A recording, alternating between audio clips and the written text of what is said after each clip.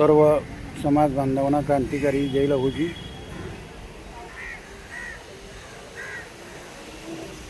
जय महाराष्ट्र, जय भीम. बंधूंनो, आपल्याला येत्या 17 जूनला क्रांतीवीर लहूजी वस्ताद साळवे समाधीस्थळ संगमवाडी येथून मुंबईच्या दिशेने सर्व समाज बांधव पायी चालत आंदोलन करणार आहेत. त्या दरम्यान सर्व वाटेगावकर, सतीनभाऊ साठे येणार आहेत. सावित्रीबाई साठे, अण्णाभाऊंची सून आणि वाटेगावकर सर्व मंडळी त्यामध्ये सहभागी होणार आहेत. पुण्यातली सर्व लोक येणार आहेत. सातारामधले गोंदवला असेल, निडळा असेल, वडोज असेल, कातरखाटाव असेल, मसवडा आहे, तुकोडवाडा आहे, वडजल आहे, त्यानंतर गोंदवले आहे.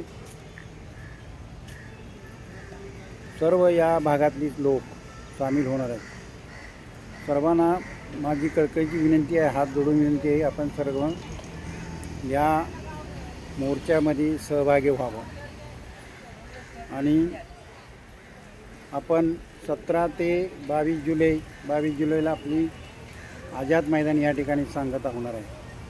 सरकारने जर त्याच्यावरती निर्णय घेतला नाही तर 22 जुलैपासून पुढे आमरण उपोषण करण्याचा मानस आहे.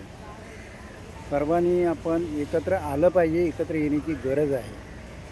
आपण एकत्र न आल्यामुळं आपल्या 7 पिढी बर्बाद झाली आणि जर आपण आता एकत्र आलो तर सगळ्यांचं भलं होईल आणि या वर्गीकरणाचं तुम्ही साक्षीदार असाल.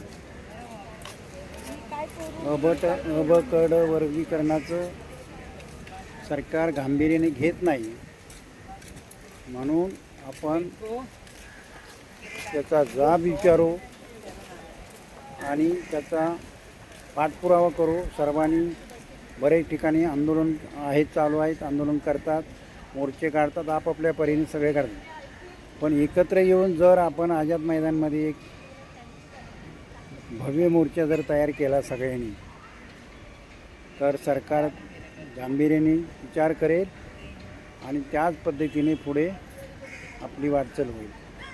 आपण समाजामध्ये वेगवेगळ्या ठिकाणीमध्ये अन्याय अत्याचार होतात, ते आपण लक्षात घेतलं पाहिजे. कारण आपण एकत्र नसल्यामुळं हा त्याचा गैरफायदा घेतात आपले विरोधक. म्हणून सगळ्यांनी एकत्र या आणि बहुसंख्येने या ठिकाणी येऊन एक जबरदस्त ताकद आपण दाखवूया, एवढीच विनंती करतो आणि थांबतो. जय लहूजी.